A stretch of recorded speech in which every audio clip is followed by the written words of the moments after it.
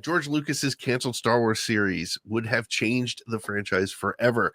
George Lucas's unmade Star Wars television series, Star Wars Underworld, could have drastically altered the franchise's future, according to longtime Star Wars producer Rick McCallum.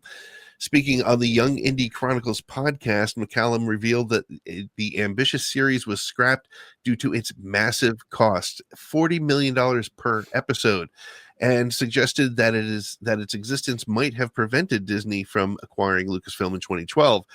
We had over 60 third draft scripts written by some of the best writers in the world, McCallum said. He said these were dark, sexy, violent, and incredibly challenging scripts.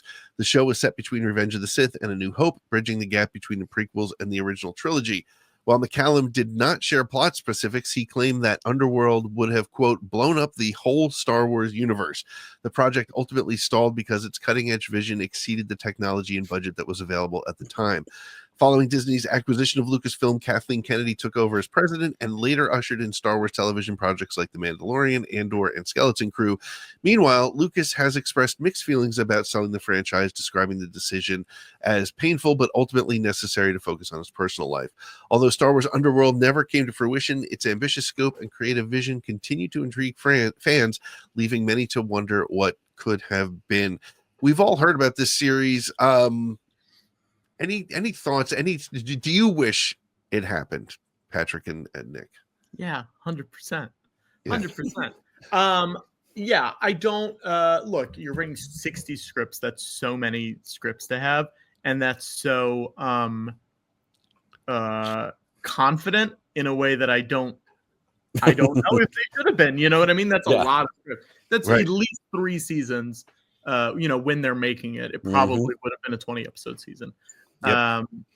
I would have loved to see them. I would love to see those scripts in any way possible. I don't think we ever will. I just want to read them at this point. Even if they made it into, some sort of Marvel graphic novel thing, whatever.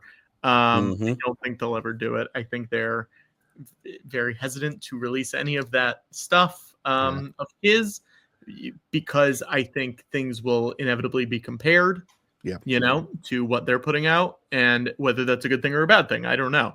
But it just doesn't seem like that will make its way out. I think we're already seeing some of the expected YouTubers saying this is what we should have gotten for Star Wars, and Matt says they're just trying to make the Star Wars theory cry by man baby jackasses cry, and it's interesting. First of all, McCallum has a very unique style.